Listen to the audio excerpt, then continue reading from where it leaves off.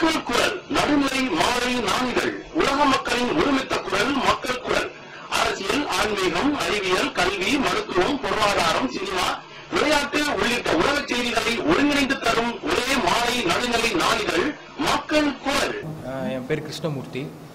இப்போ இவர் சொன்ன மாதிரி தான் 2001 போட்ட ஜிஓ வந்து அது வாரிசுபடி கரெக்டாக இன்ன வரைக்குமே ஃபாலோ ஆகி வந்துட்டு இருந்துச்சு. இதே மாதிரி 2005 வந்து ஜிஓ கேன்சல் பண்ணாங்க.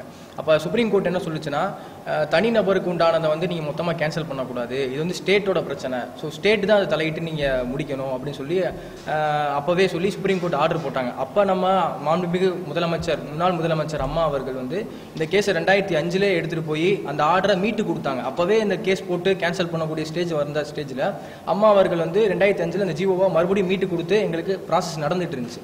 இப்போ வரைக்குமே இது நடந்துட்டு தான் இருந்துச்சு.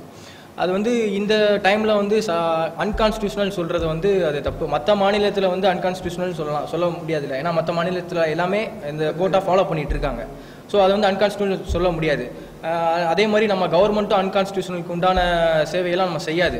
எப்படின்னு பார்த்தீங்கன்னா நல்ல விதத்தில் தான் நம்ம பணியாற்றிட்டு இருக்காங்களே தவிர்த்து சட்டவிரோதமான நலத்திட்டங்கள்லாம் இந்த அனைத்து இந்திய அம்மா முன்னேற்ற கழகம் வந்து அதுக்கு ஈடுபடாது. ஸோ அது பேஸ் பண்ணி தான் எங்களுக்கு இப்போ வரைக்குமே கொடுத்துட்டு இருந்திருக்காங்க. இப்போது என்னன்னா 2017 நடந்த கால்ஃபாரில் அதேபடி கோட்டா இருக்குன்னு சொல்லி தான் எங்களுக்கு கால்ஃபார் வந்துச்சு. அதே பேஸ் பண்ணி தான் நாங்கள் எக்ஸாம் எழுதினோம், ரிட்டன் எக்ஸாம் எழுதினோம், ஹால் டிக்கெட் வந்துச்சு. நாங்கள் வந்து சதீஷ் போட்ட கேஸ் வந்து 2016 to 2017 வந்து சதீஷ் என்பவர் வந்து எக்ஸாம் எழுதியிருந்திருக்காங்க. அவங்க வந்து மினிஸ்ட்ரல் ஸ்டாஃப், அவங்க ரூல்லே கிடையாது. இறந்தவங்களுக்கு மினிஸ்ட்ரல் ஸ்டாஃப்க்கு வந்து ரூலே கிடையாது. அவங்க அம்மா போட்ட ஆர்டர்லேயே அவர் ரூல் எலிஜிபிள் கிடையாது. அவர் என்ன பண்ணுறாரு, நான் எங்களுக்கும் இந்த மாதிரி கோட்டா வேணும், எப்படி யூனிஃபார்ம் சர்வீஸ்க்கு ரிட்டையர்ட் ஆனாலும் இறந்தாலும் கொடுக்குறீங்களோ அதே மாதிரி மினிஸ்ட்ரல் ஸ்டாஃப்க்கு இறந்தவங்களுக்கும் கொடுக்கணும்னு சொல்லி கிளைம் பண்ணுறாங்க. அது கேஸ் டிஸ்மிஸ் பண்ணி அனுப்பிடுறாங்க மதுரை கிளையில். மறுபடியும் அவர் அப்பீல் எடுத்துகிட்டு போயிட்டு மறுபடியும் போடுறாங்க. 2 சிட்டிங்கில் போய் போட்டதுக்கு அந்த ஜட்ஜ் என்ன பண்ணுறாங்க, இது வந்து பெர்த் ரேட்டில் வந்து கோட்டா கொடுக்குறதே தவறு அப்படின்னு வந்து இந்த டோட்டல் ஜிஓவே ஸ்டக் டவுன் பண்ணி அனுப்பிடுறாங்க. ஜிஓவை கேன்சல் பண்ணிட்டாங்க. அம்மா போட்ட ஜிஓவை கேன்சல் பண்ணி அனுப்பிட்டாங்க. அது அம்மா போட்ட ஜிஓ கேன்சல் பண்ணி அனுப்பினால வந்து நம்ம கவர்மெண்ட் எக்ஸாம் எழுதுனால நம்ம கவர்மெண்ட் நமக்கு நல்லது பண்ணுன்ற நோக்கத்தோட மறுபடியும் எடுத்துகிட்டு போய் சுப்ரீம் கோர்ட்டில் அப்பீல் போடுறாங்க. இது ஹைகோர்ட்டில் எடுத்துகிட்டு போய் சுப்ரீம் கோர்ட்டில் அப்பீல் போட்டாங்க.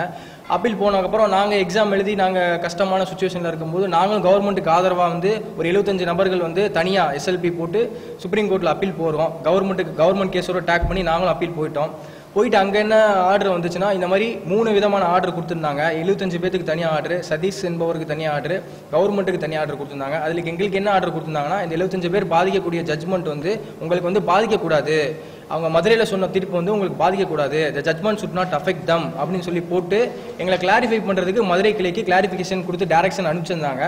கவர்மெண்ட் கேஸுக்கு என்ன ஆர்டர் கொடுத்துருந்தாங்கன்னா, இந்த மாதிரி 10% கோட்டா வந்து இனி வரும் காலத்தில் மெடிக்கலாக யார் அபார்ட் ஆகிருக்காங்களோ, டெத் ஆகிருக்காங்களோ அவங்களுக்கு மட்டும்தான் அந்த 10% இடஒதுக்கீடை வந்து அவங்களுக்கு கொடுக்கணும்னு சொல்லி அவங்களுக்கு ஒரு ஜட்ஜ்மெண்ட்டாக கொடுத்தாங்க, எங்களுக்கு ஒரு ஜட்ஜ்மெண்ட்டாக கொடுத்துருந்தாங்க. அதோட காப்பி எங்கிட்ட கையில் இருக்குது. மதுரையில் கொடுத்த சுப்ரீம் கோர்ட்டில் உயர்நீதிமன்றத்தில் கொடுத்த ஜட்ஜ்மெண்ட் காப்பி எங்கிட்ட இருக்குது. ஆனால் அதில் எங்களுக்கு என்ன சொல்லியிருந்தாங்கன்னா, அந்த ஜட்ஜ்மெண்ட் உங்களுக்கு பொருந்தாது, நீங்கள் வந்து நடுநிலையில் இருந்திருக்கீங்க, கால் ஃபார் டேட்டுக்கும் எக்ஸாம் எழுதின டேட்டுக்கும் இங்கே ஜட்ஜ்மெண்ட் பாஸ் பண்ண டேட்டுக்கும் நடுநிலையில் இருந்திருக்கீங்க, அதனால ஜட்ஜ்மெண்ட் உங்களுக்கு பாதிக்கக்கூடாது, அதுக்கு என்னன்ற தீர்வை வந்து நீங்கள் ஸ்டேட்டில் போய் இந்த கிளாரிஃபை பண்ணி அனுப்பிடுங்க அப்படின்னு சொல்லி ஹைகோர்ட்டுக்கு எங்களை மாற்றி விட்டாங்க. ஸோ நாங்கள் 75 பேர் என்ன பண்ணோம், ஹைகோர்ட்டில் போய் கேஸ் போட்டோம். ஹைகோர்ட்டில் கேஸ் போட்டதுக்கு கவர்மெண்ட் எங்கள் கூட வந்துருச்சு, ஆதரவாக தான் கவர்மெண்ட் வாதாடினாங்க. பட் என்ன பண்ணிட்டாங்கன்னா, இப்போ லாஸ்ட்டாக நடந்த 30th ஹியரிங் அப்போ இந்த கேஸ் டிஸ்மிஸ் பண்ணிட்டாங்க. அதுக்கு என்ன ஆர்டர் போட்டிருக்காங்கன்னு இன்னும் வரைக்கும் வரல, ஜட்ஜ்மெண்ட் இன்னும் பாஸ் ஆகலை எங்களுக்கு. இன்னும் இது இந்த வீக்கில் ஜட்ஜ்மெண்ட் பாஸ் ஆயிரும். அந்த ஜட்ஜ்மெண்ட்டில் என்ன ஆர்டர் போட்டிருக்காங்கன்றது தெரில. ஏன்னா நாங்கள் போனது எல்லாமே நல்ல விதத்திலாம் போனோம், கவர்மெண்ட்டும் எங்களுக்கு ஆதரவாக தான் இருந்துச்சு. மறுபடியும் அந்த 2001 போட்ட ஜிஓவை எங்களுக்கு மறுபடியும் ஐயா அம்மா முன்னேற்ற கழகத்தில் இருக்கக்கூடிய நம்ம பழனிசாமி ஐயா வந்து அனைத்து இந்திய அண்ணா திராவிட முன்னேற்ற கழகத்தில் இருக்கக்கூடிய ஐயா பழனிசாமி முன்னாள் முதலமைச்சர் அவர்கள் வந்து அந்த ஜிஓவை மறுபடியும் எங்களுக்கு பாஸ் பண்ணி நிரந்தர சட்டமாக எங்களுக்கு போடணும்னு சொல்லி நாங்கள் வேண்டிக்கிறோம். உங்கள் ஸ்டேட்டுக்குள்ளான பிரச்சனை, அந்த 10% ஸ்டேட் ஒதுக்குற விஷயம், அது வந்து நீங்கள் மெயினாக எடுத்துகிட்டு வரக்கூடாது, அது ஸ்டேட்டுக்குள்ளேயே முடிச்சுக்கலாம்னு சொல்லி தான் 2005 சொல்லிட்டாங்க. அப்போ தான் அந்த அம்மா மறுபடியும் அந்த ஜட்ஜ்மெண்ட் எடுத்துகிட்டு வந்து நடைமுறைக்கு வந்துச்சு. இப்போ மறுபடியும் இந்த சதீஷன் தனிநபர் போட்ட வழக்குக்கு மொத்த ரீதியாக யாருக்கும் அஃபெக்ட் ஆகக்கூடாதுன்றது தான் ஒரு ஜட்ஜ்மெண்ட்டு. ஆனால் வந்து அஃபெக்ட் பண்ணிடுச்சு, எல்லாத்துக்கும் டோட்டல் ஜிஓவை ஸ்டக் டவுன் பண்ணிட்டாங்க. அதனால எல்லாரும் பாதிப்படைஞ்சிட்டோம். அதனால தான் நாங்கள் எக்ஸ்பெக்ட் அதே மறுபடியும் என்ன சொல்லிட்டாங்கன்னா, பெர்த் ரேட்டில் கொடுக்குறது தப்பு, ஒரு பிறந்த ரீதியாக இந்த மாதிரி ரீதியாக அப்படி ஒரு ஜட்ஜ்மெண்ட்டை பாஸ் பண்ணி தான் கவர்மெண்ட் இன்னும் அந்த ஃபியூச்சரில் நடக்கிற ரெக்ரூட்மெண்ட்டுக்கு இன்னும் கொடுக்கவே இல்லை. இப்போ வரைக்கும் 2006 யார் யார் இறந்துருக்காங்களோ அவங்களுக்கு. இப்போ அதுதான் எங்களோட வேண்டுகோள் என்னன்னா, இந்த 2001 போட்ட அதே ஆர்டரை வந்து அம்மா 2005 எப்படி பெற்றுக் கொடுத்தாங்களோ, சட்டவிரோதம்னு சொல்ல முடியாது. ஏன்னா அடுத்தடுத்த மாநிலங்களை பூரா இருக்கு, நமக்கும் கிடையாது. இதுக்கு வந்து என்னன்னா எங்களுக்கு அந்த ஜீவோவை மறுபடியும் இப்போ அவசர வழக்கா போட்டு அவசர அமைப்பா போட்டு எங்களுக்கு அந்த ஜீவோ பெற்றுக் கொடுக்கணும். பெற்றுக் கொடுத்தா காவல்துறை வாரிசுதார்கள் வந்து எக்ஸாம் எழுதி காத்துட்டு இருக்கோம். இப்போ எக்ஸாம் எழுதிட்டு எங்களுக்கு வந்து பாதிப்பு அடைஞ்சிடும்.